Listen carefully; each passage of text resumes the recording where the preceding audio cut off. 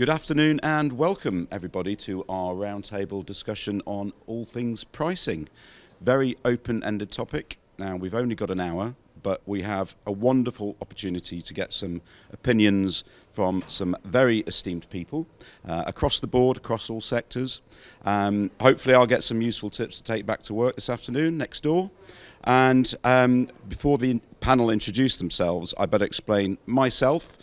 I'm Daniel Coop. I've been a commercial manager of some form or description for 20 years, possibly slightly more. I work for a company called Law Group, which has several lifestyle hotels in Amsterdam, Washington and London. I have been working next door since the pandemic and have been very interested to get people's views on pricing. It is a very confusing landscape out there. So before we get into some meaty discussion, I'll pass the mic over and let you all introduce yourselves. Oliver Ranson, airline pricing specialist. I've been pricing flights since 2007. And it's great to apply these insights to help you guys in the hotel industry today. My name's Heather Hart, and I spent all my life in hotels and largely in revenue management, but specialised very much in meetings and events, and I'm here today representing Ivy, who are a cloud-based meetings and events sales and catering solution that really takes you through the whole life cycle of meetings bookings. So that's me. Darren Lyko-Edwards, Sleepers Hotels, a small group of design-led mid-scale city centre hotels. I'm an accountant by trade, stepped up to the commercial role fairly recently, and now it's all my fault, whatever goes wrong. Good afternoon, everyone. My name is Olga Sommer. I'm Director of Revenue at Noble Portman Square Hotel. My background is in revenue management, working in Accor Hotels, Hilton, Park Plaza, GLH, and more boutique hotels in central London, that included the Westbury Mayfair, Browns, Roquefort, Duke's Hotel, and also involved in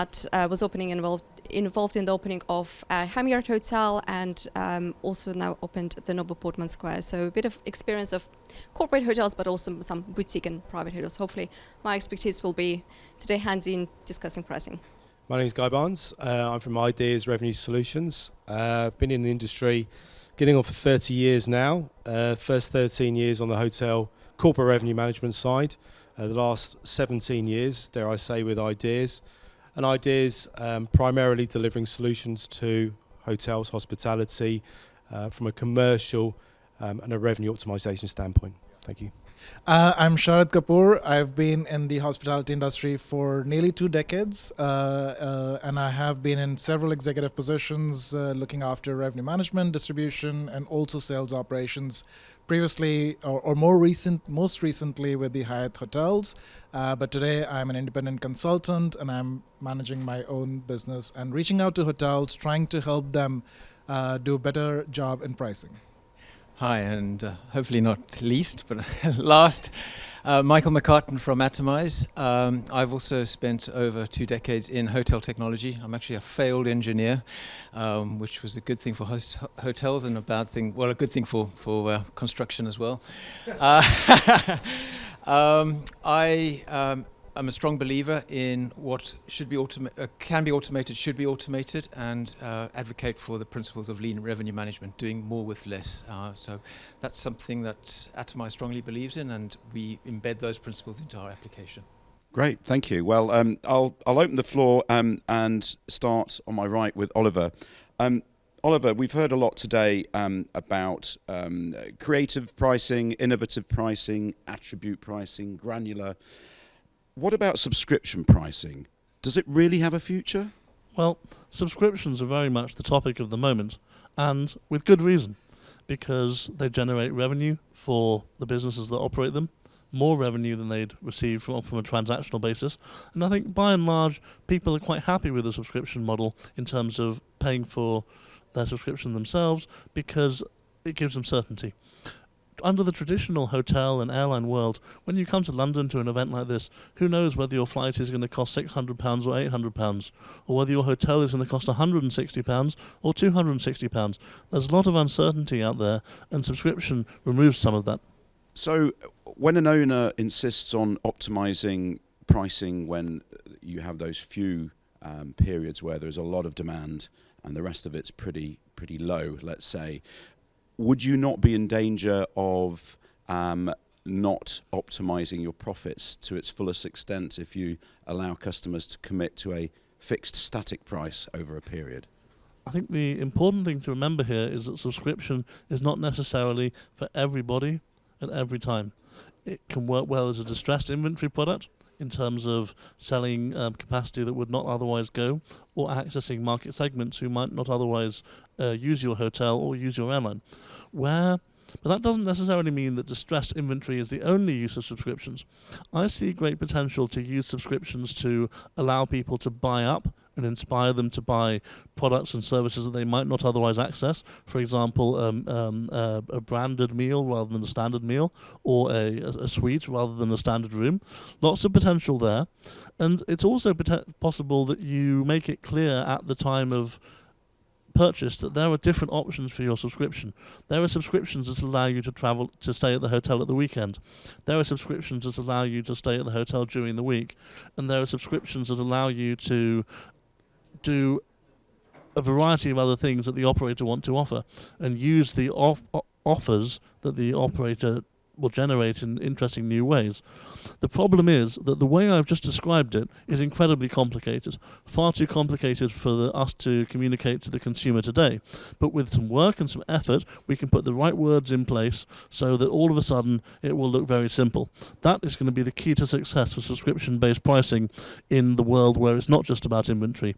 Making a product which is actually potentially quite complex and then communicating it to consumers in a way that they can understand. That will be the art of subscription-based pricing. So just expanding on that topic a little bit further, I'm going to throw this over to you, Heather. In terms of the customer experience specifically, there's a lot of talk about personalization, for example, but in terms of the customer experience side of it, how do we price for this?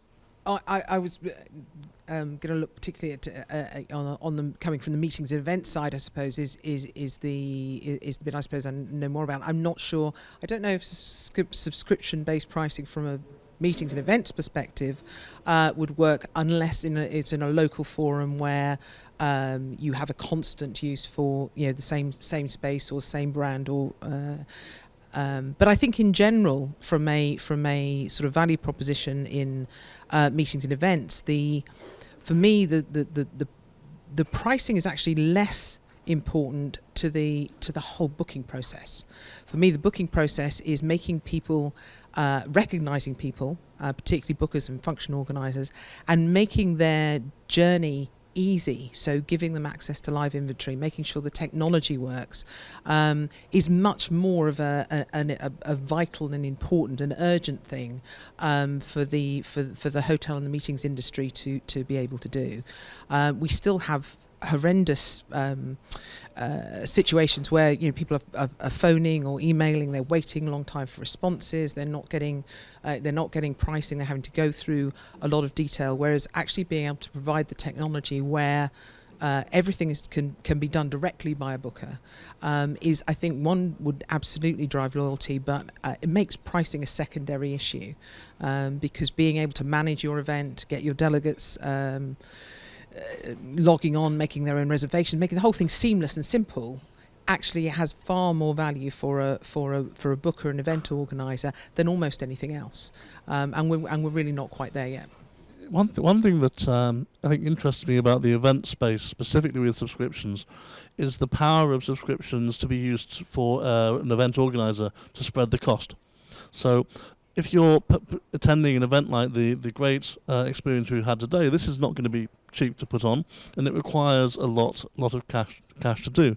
Now, of course, hotels and events venues have off-peak and on-peak seasons. So in the same way that a subscription model might help you as an organizer spread the cost of your subscription over a year or 6 months or however long it is, it could also give the hotel or the conference venue more assurity of its cash flow, because it means that the cash is coming in February and January as well as in July and August.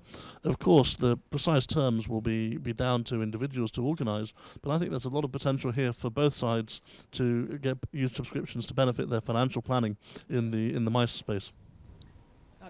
Just quickly to come back on that, I think completely take the point, and I think that's what tends to happen often with meeting organisers is they will be looking for lots of variety. So where you have a hotel brand that provides multi-city conference venues, that may well work. You're absolutely right. I think for function organisers will often look to go somewhere different, somewhere new, somewhere exciting. They might go to Dubai, they might go to Edinburgh, they might go to Rio, and it would potentially limit their choice of having exactly the right facility in a different place. You sort of would tie them in, which from an operator's perspective, obviously from cash flow and so on, is definitely good to have that money in the bank. But if it was smaller local meetings that were regular, completely get that. I think that's definitely doable. But I think one of the other challenges in pricing as well from meetings and events is we're not very creative about it. We're not very creative in terms of really understanding good demand in the same way as we're really good at doing that for rooms. We understand our demand, we flex our pricing accordingly. With meetings and events, I think we have a long way to go to actually use the data, get the right demand forecast and the right pricing. And again, capturing data is one of my hobby horses, I have to say, but it's one of those things that really, from a meetings events perspective, would make venues, would make the whole pricing and venue selection a lot more competitive and a lot more straightforward. I wondered, coming from an airline background, Oliver, and talking about subscription models, whether you could give us some use case examples where it has been used and been very successful. Yeah, so there are two startups, or scale-ups I should probably say, which are active in this space right now. One of them is called Caravelo, and they're in Barcelona. And they've recently deployed subscriptions with an airline based in Africa. And the model that they follow, at least I think it's Africa, and the model that they follow is that you pay a certain amount of rand per month, and you get 4 flights a month, or 8 flights a month, or however it is. And I think that it's use it or lose it, so they don't roll over. Then there's another operator called Option Town, and what they do is they essentially sell carnets. So they sell you 50 tickets, which you pay for monthly, and you can use them in whatever order that you want. But the contract is for a 3-month payment, or 6-month payment, or 12-month payment, whatever it might be. To be honest, the way these are used is still far from the limit. Airlines are still experimenting. It's still, by and large, an economy class product rather than a business class product, because that's too risky. It's still, by and large, a product which is limited to certain airline-specific regions rather than applying to travel in general. But there are people working in this space. There's a lot of confusion too. As a revenue manager myself, I get confused by some of the messages that I hear companies talking about when they say subscription-based pricing, because this is their business, right? So they're offering this, so they're kind of assuming that it's 100% of the airline's focus. It's not. It's a proportion of the airline's focus, and a very valid proportion. And when you bear that in mind, some of the concerns that arise about the revenue management tools no longer working will disappear, because the airline can always turn off its subscriptions if it or limit the number it sells, or control them in some other way. And I think we've been experimenting in hotels. Citizen M, for example, with the apparent uprise in terms of workations, we're experimenting with a subscription model. And so my interest was in terms of how proven it was within the airline world. And I think I'm sensing that you're experimenting as much as we might be in hotels, looking for products to fill the needs of consumers. Well, let's not forget that there is already a prominent subscription product in the hotel industry. So Intercontinental, they have their ambassador program, right? So you pay $200 a year, I think, and that gives you, in addition to guaranteed late checkout and a couple of other benefits, it also gives you a free certificate. So you get a complimentary night in an Intercon in addition to another stay that you make. And to be honest, it's kind of a no-brainer. If you're staying at the Intercon in Hong Kong or some other expensive city, to get a free night there in addition to your stay in return for your $200 subscription it pays for itself. So I'm already seeing this activity in the hotel sector. I don't see an equivalent at Marriott. I don't see an equivalent at Accor. I don't see an equivalent at Radisson or Hyatt. But I do note the Intercon specific offer here, and I think that some other hotel chains would be wise to consider it. And you don't need to be a big guy to do this. Even if you're a small regional hotel, you can still have an offer that people pay for every year or every quarter to get a kind of no-brainer benefit and tie people into your service.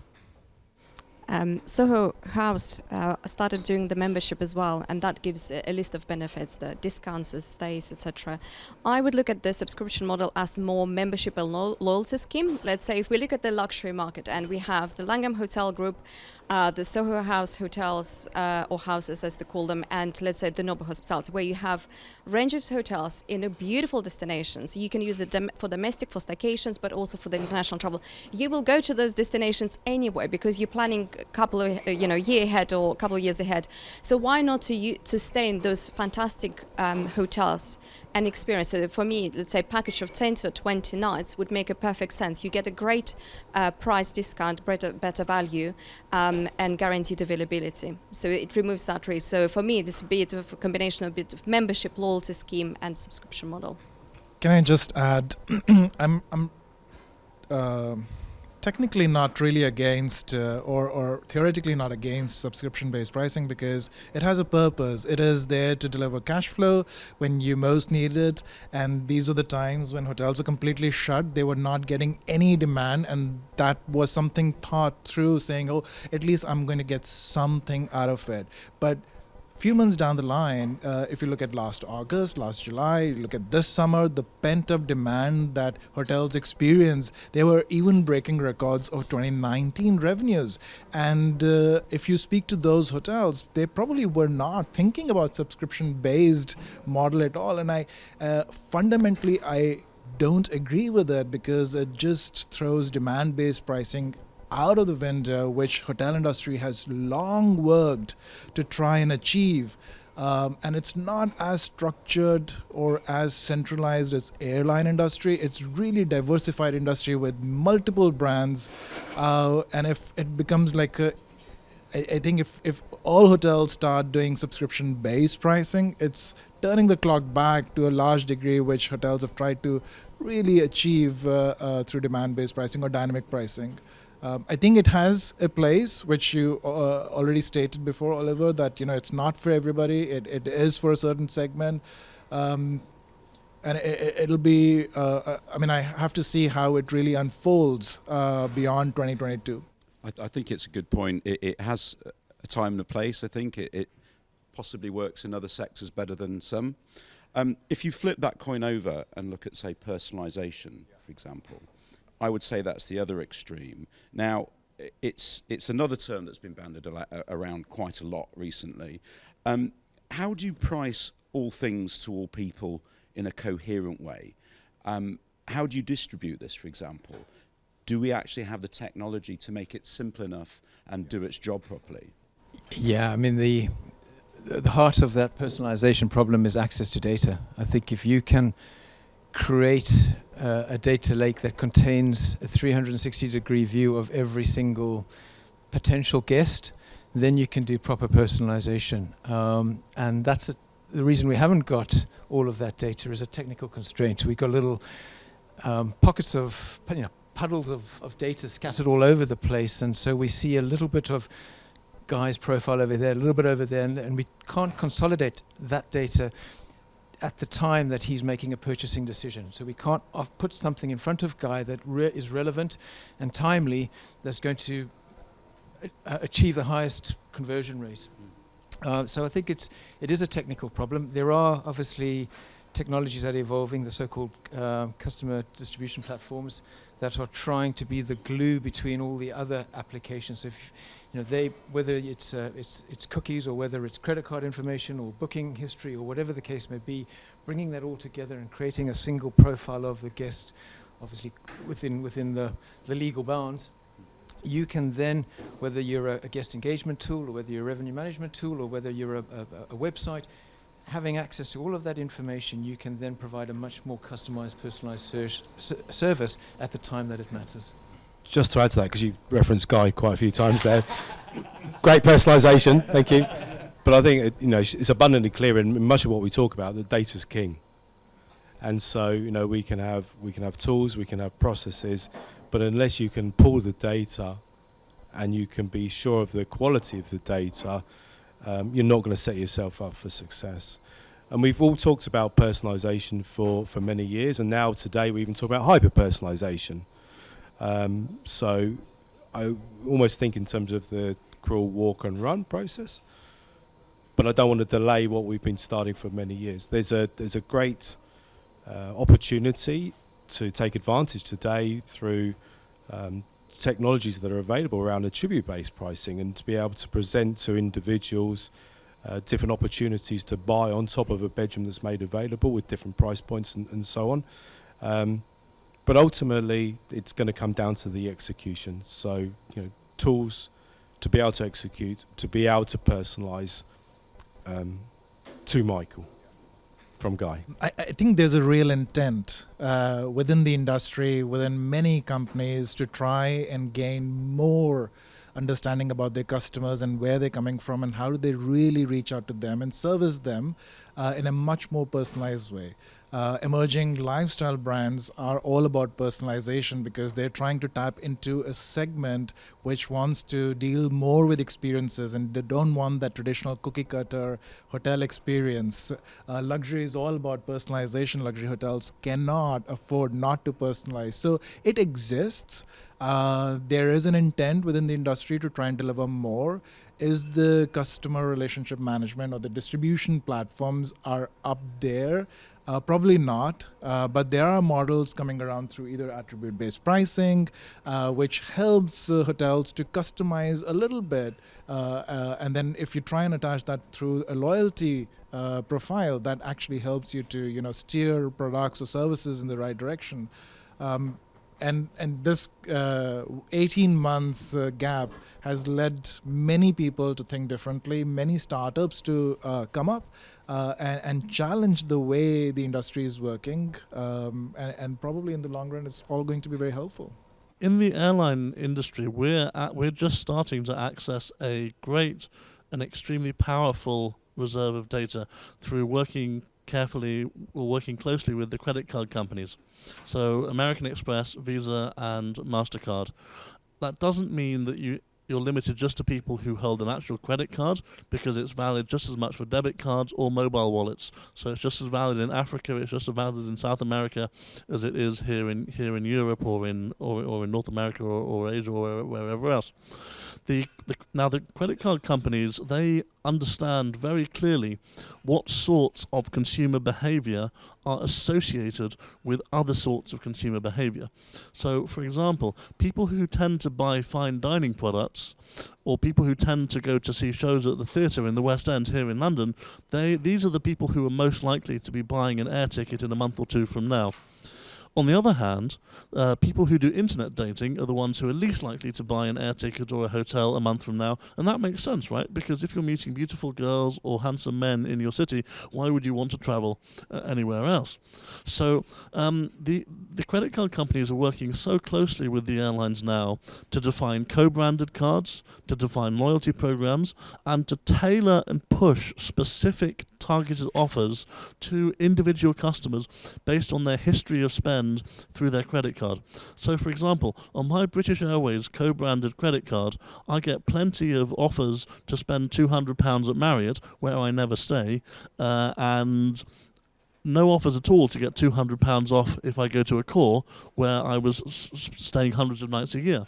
So, meanwhile, my friend Rob, he gets a completely different set of offers. He gets nothing from Marriott, where he stays all the time, and plenty from Accor. And the card companies are ready to work with you on this right now. They're ready to do it, and you don't have to be a big chain like Marriott or Accor to reach out to them. They have products and data for everybody. I'd strongly encourage everybody who's watching this video today to reach out to the payment services providers, and they will have a lot of data to share with you and talk to you about. And And when I started doing this with airlines in South America and Africa during the pandemic, we were able to predict travel that would not have been shown by the historical data. This is the path to moving away from history-based revenue management and forecasting. The extension from the personalisation conversation, and we've touched on it briefly, was around loyalty. Because ultimately the real value from this data is understanding the value of that guest over the lifetime. So I don't particularly want to attract Oliver for one stay, and you might pay handsomely for your suites, but I want to attract Oliver if I know that you're going to give me your wallet for a lifetime. That becomes valuable, and if I can get that from data and then apply some decision making to be able to attract and retain you, then that's the way to go. And what's great about this is it's a virtuous circle, because the more data you get about what your consumers like and respond to, the better you can design your program to attract them. So, for example, if you take the Marriott co-brand with American Express here in the UK, you get 15 status nights just by applying for the card, and that immediately takes you closer to Platinum and Titanium, where the free breakfasts and the lounge access and the upgrades come in. So it's a well-tailored product. They wouldn't have been able to do this had they not had the access to the vast reserve of data. You know, is 15 nights the right number of nights? Is it 10 or is it 20? They've chosen 15, and they've done that based on powerful insights from consumer spend, and it's all credit to them. So some interesting topics. I think, you know, tech, data, and massive amounts of data are always going to be the issue, and how you use that. I think, you know, as someone who deals with revenue, it is, you know, even in my small sphere, there's an awful lot of data you have to digest, and it's continually evolving. Historical data has pretty much gone out the window, I think. You've touched on a valid point that I get the feeling sometimes other sectors seem to be a little bit more ahead of the game. Airlines, for example, we always seem to be following on. I'll put it to the panel. Do you think we could be a bit more innovative in getting information such as that? And have any of you actually done that? Or is this something that's still a pipe dream? Yes, so just a comment on historical data. Whilst it may not be as relevant as today as it was in previous years, I still think there's value in historical data. It still tells a story. It still shows patterns, and used in the right way, will allow you to determine or understand days in the future that look like days in the past, and that's valuable. So I don't think we must throw the baby out with the bathwater. Historical data has a place, but we need to supplement that with future forward-looking data sets. And yes, we are experimenting with it. We partner with a number of companies that provide insights into the future demand. I said in a panel I was on earlier, this analogy has been around for a long time, but revenue management in the past has been driving your car with the windscreen blacked out, looking in the rearview mirror. So using the historical data to navigate forward, which clearly has its challenges. If that forward-looking data are the windscreen wipers, they allow you to gain insights into the road ahead, where the twists and turns are, where the potholes are, where the diversions are. And the more unpredictable and uncertain that future is, the more important those insights become. If we're traveling a road that we've been on many, many times before, then we can kind of predict what's going to happen. So yeah, again, using a car analogy, it's like the sat-nav, feeding you constant information in real time as to what's ahead of you, and that allows you to respond and act in a far faster way than maybe your competitors would. You're still looking at kind of past patterns and things like that. So the value of forward-looking data is tremendous. Again, it goes back to accessing the data. There is a danger that you get, you use the wrong data sets, you get overwhelmed. So finding good quality, relevant, forward-leaning data sets can definitely supplement your ability to predict the future and respond to that future. Yeah, I completely agree with Michael. I have tremendous belief in forward-looking data and the kind of knowledge that you can gain from certain business intelligence tools out there. Pent-up demand, and everyone that spoke about it, it did not happen overnight. It was clearly a trend that was developing in certain parts of the world where people just wanted to escape, which also kind of signifies the changing consumer behavior, the changing segmentation landscape for a longer period of time, and how corporates would want to travel in future, or just travel with their families or singles or mates or couples. I mean, the whole dynamics of how travel was happening in 2019 has changed. Now, of course, it may come back once everything settles down and there are no more restrictions and people are just very, very carefree again, which sometimes you feel that they are. And that historical data will still find value because those segments will come back and respond to, but future data is here to stay. Future data sets are here to stay. They will become increasingly a very integral part of decision making. You will not be able to now make decisions without looking at, hey, who's trending, who's booking, what is the social flutter about, where are people seeking to travel, with whom, why, and in what mind frame, So everything would be largely dependent on how a tremendous job or responsibility for a revenue manager now to really expand the horizon and break the ways that they were working before. Thanks, Sharad. I just want to come into the conversation around historical data. And I think as we've come through 2020, there is this sway to say, history doesn't matter anymore. And what we need to come back to is how we use data.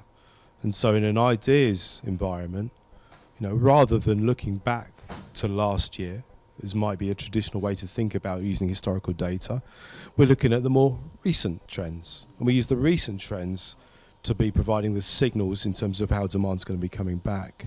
We put more of a preference in terms of what's on the books. And that again allows us to make some better forecasting predictions. In a disruptive landscape around revenue optimization in hotels over recent years, the common thread seems to be around pricing. We're talking about pricing today. And we seem to have thrown away the value, certainly in conversation and appreciation, of understanding the unconstrained demand and then thinking about how you optimize that as part of that revenue optimization process. And so fundamental for how ideas approaches pricing and revenue optimization and ultimately driving better outcomes is calculating an unconstrained demand, calculating uncertainty, and then applying pricing decisions. We seem to have run away from thinking around managing length of stay, the traditional filler hotel, and then think about how you price it all as part of, the same conversation. It's not just about pricing. Pricing is a core element, but don't forget the fundamentals if you're going to get the best outcomes. In order to put a few more meat on the bones on that unconstrained demand point, we've had quite a bit of success in the airline business by thinking about what we call push factors and pull factors for demand. So a push factor, for example, is what's causing people to want to leave London and go somewhere else. So, for example, a documentary on elephants will cause people to want to go to Namibia and see the elephants. A pull factor, on the other hand, would be the fact that there's been an Instagrammer who has identified a hotel in Namibia that has an amazing swimming pool, and now everybody wants to go there. So the more push factors you have, and the more pull factors you have, that's all influencing the unconstrained demand. But unfortunately, when it comes to pricing, unconstrained demand is only one half of the equation, because we also need to consider the willingness to pay. So what I've done with some of this consumer spend data, and also chatter that people put out on social media, which you can also analyze to evaluate demand, is to kind of classify this as what you might call as terms of classic segmentation exercise. Is this push factor going to push high yield traffic, or is it going to push low yield traffic? Is this pull factor going to attract the high yield customers or the low yield? And when you start combining all of these signals together, you can get a good idea about not just the aggregate unconstrained demand, but also the willingness to pay. And to be honest, historical data is actually completely silent on willingness to pay. But the new emerging data from consumer spend and social media chatter is much more indicative of what people actually are happy to pay for. And so I think that there's going to be very exciting developments in the hotel space in these fields in the coming years. Just on that topic, in terms of predictive data and future-looking data, another thing that has become apparent particularly today, to me, listening to some of the sessions, is kind of reinforcing my opinion that I'm uncomfortable with the term revenue manager. I don't think that applies. It's, it's so 2019, which could have been the title of this this whole conference, I think.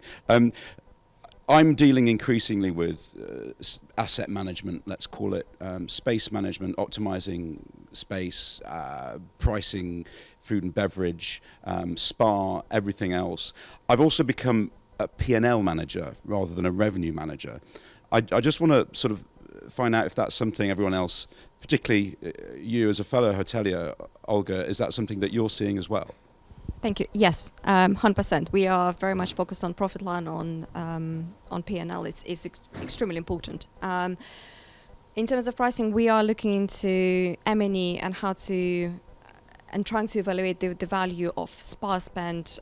We're still yet to connect the dots because we have systems for reservations, for spa booking, we have M&E system, we have revenue management system, but we're yet to connect all of this together. And that's where this is one piece that we're missing. Hoteliers could be much more innovative. We are open to ideas. We are happy to support any new system, but there is yet someone needs to come and put it all together. Once we have it, we'll be able to implement it.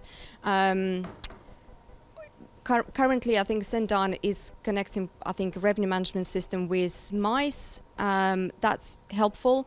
Currently, we're doing it a little bit more manual process where we are trying to evaluate what is and that's where historical spend is important. The data historical is important overall value of the customer. And that is helpful to make decisions when we are pricing for individual, for the groups. But it's not really automated system. The ideally, of course, to have it on the app or on the website where the guest checks in with their credentials and gets personalized pricing. That would be ideal. I don't think we're too far away from it, maybe a year or two, but that's what I think needs to be in place. So, I mean, your first comment regarding the title and the use of revenue heads as still revenue managers, I mean, boy, that just throws everything in a disarray. And why are they still called managers when they're actually responsible for the revenues of the entire asset, right? And with revenue management trying to talk about GoPAR as a metric for I don't know how many years, and total revenue management, they just have not able to figure out what should they call them and why are they still managers or directors of revenue? Why can't they just call them heads of revenue for all revenue streams in a hotel or heads of revenue and asset? Because that's pretty much where it should be headed, right? I mean, you need to look at strategy top line, and if you don't look at bottom line, then you're missing the half of the picture, right? What's the point of driving revenues if you can't drive profit? So largely, and piggybacking on what Olga said, I mean, TRM or THRM is such a relevant topic. I've been invested in it for almost a decade. I've driven creating infrastructure in my previous company for not only just spa, but catering space. And I know Ideas has spent a lot of time working with a big hotel chain, trying to develop catering space management, and even with smart space, you were working, right? So it's very relevant, and the need is felt more today. Not see revenue manager, not heads of revenue, sorry, I must correct myself, as only system gurus, but see them as strategists who are able to actually drive revenues and drive bottom line.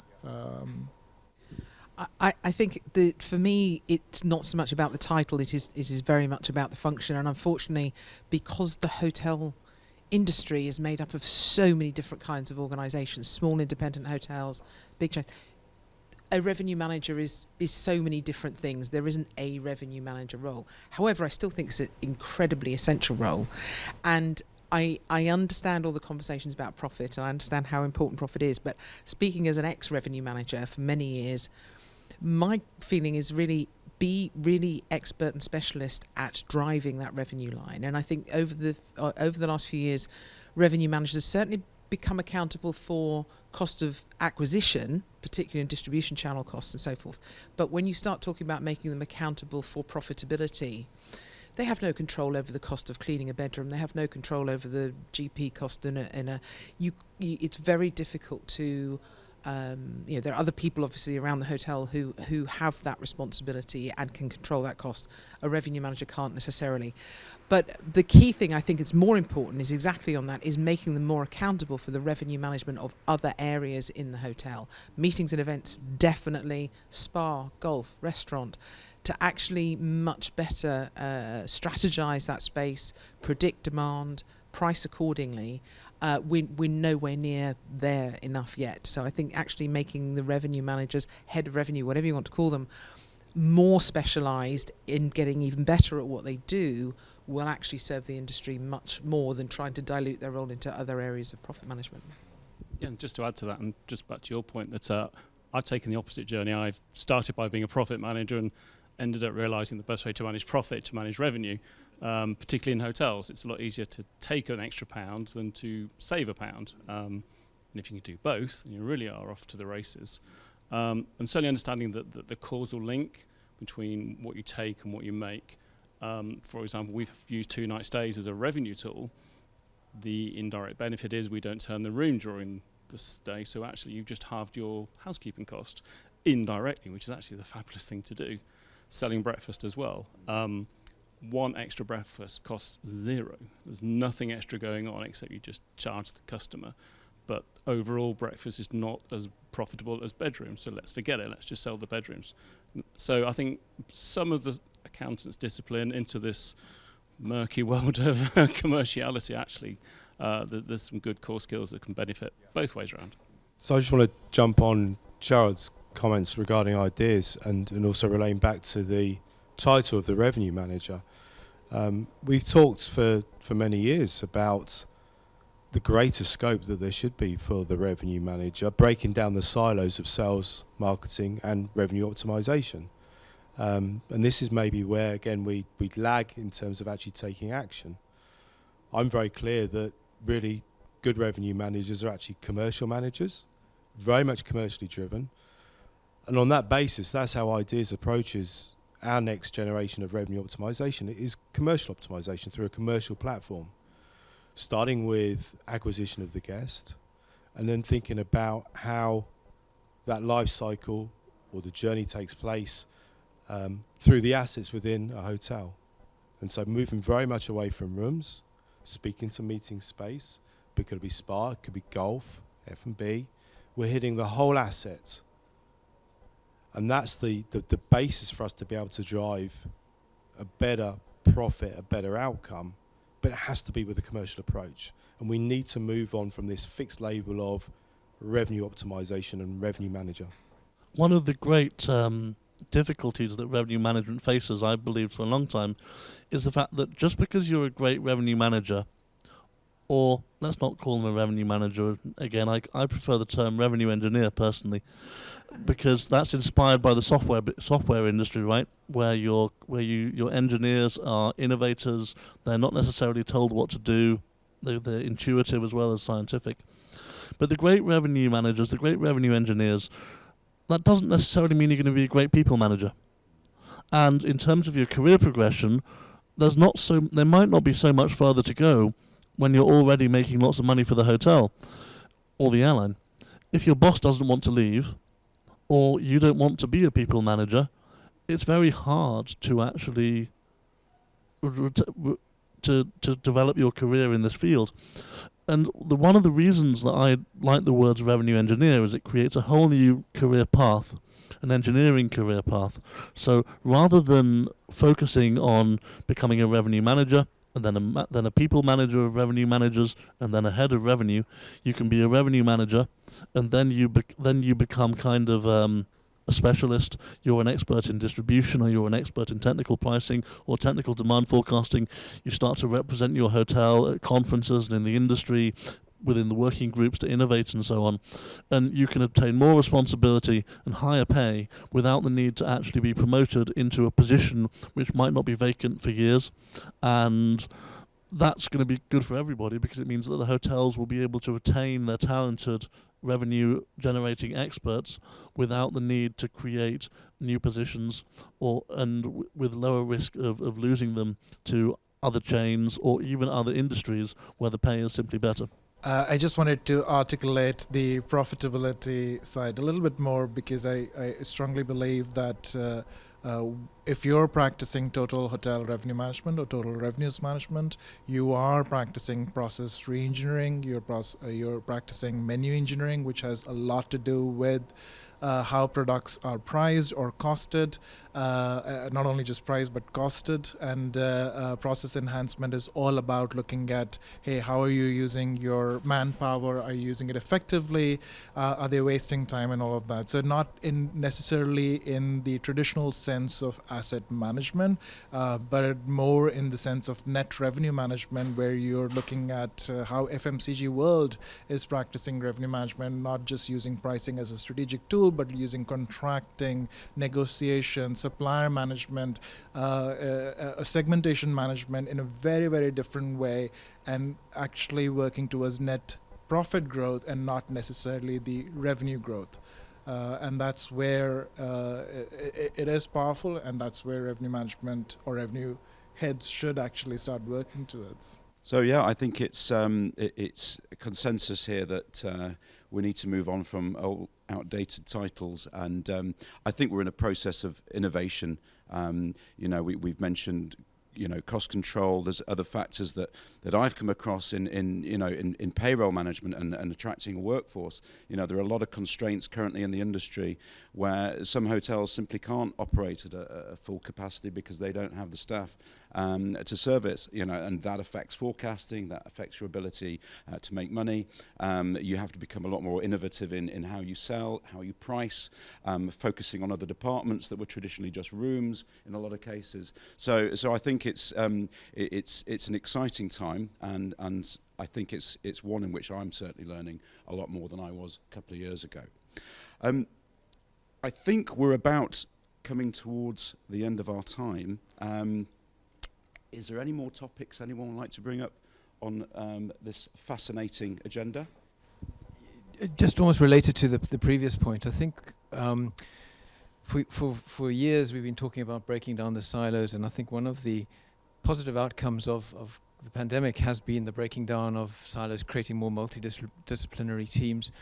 But I do think there's a responsibility or that freeing up or the breaking down of silos does require an integrated technical landscape, an ecosystem that, and strange as it sounds coming from a technologist, but I think in many respects the technology actually reinforced those silos. You had specialist users for specialist tools, and I think what we're going to see moving forward is actually tools that can be used by cross-departmental users for the same benefit. So we're not just one user stuck in a dungeon somewhere crunching numbers, and someone else in another room doing exactly the same, but with a different objective.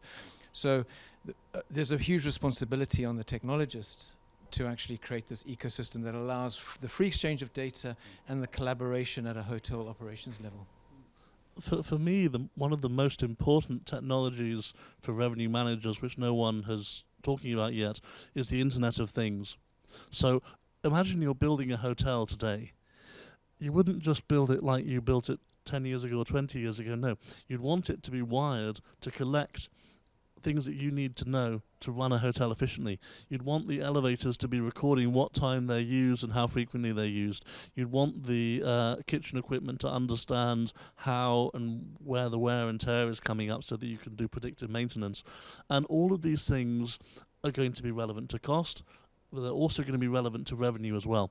I worked with Airbus in 2018 and 19 to figure out the revenue economics of wiring the aircraft to collect data on how the passengers use seats and the cabin crew use galleys. And we were looking at 50 billion revenue potential for the airline industry by 2035. And the potential in the hotel industry is going to be similar. If you're building a hotel today, you can use today's revenue science, today's data, and today's technology to not only design the hotel which are going to maximise the revenue over the life of the asset, but also which are going to be collecting data that you continually use to improve your revenue performance. And that, I think, is something that people in both the airline and the hotel industry aren't speaking so much right now, incorporating revenue management principles into design and the application of the Internet of Things. I'm sure that there are some very exciting opportunities out there for people who investigate those topics. I think you're absolutely right, but one of the biggest challenges of that, and we still see it today, and it's a simple problem, but that's hugely complex to solve, is that we talk about total revenue management. We've been talking about it for 5 years or more. We're still not doing it, and one of the reasons we're not doing it is we don't have good data. We have great data on rooms bookings, but we don't have good data on meetings bookings, on spa bookings, on restaurant bookings. We're not capturing it, and where we are capturing it, we're not using it. So the aspiration of being able to use all of this data and make better decisions and build better hotels is fantastic. But we're not even using it to make better pricing decisions and make better customer decisions in our hotels every day.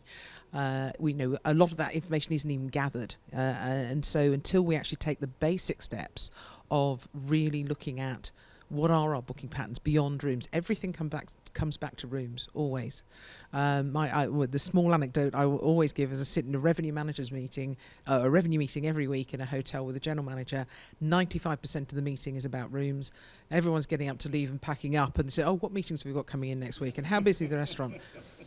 It's just not in our DNA, and that needs to change before we get into the higher and some hotels are driving 50% of their revenues from non-rooms departments. Absolutely. No, Heather, I agree with you to a point. I think there is a change in communication. I think the role is much more commercial, and we're talking, maybe we were forced because we have right now to manage how many housekeepers we have.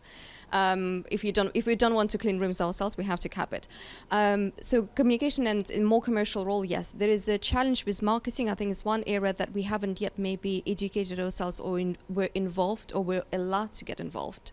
But we are collecting data, and it's more not 100% there yet, but we are getting to a better place. I generally do believe so.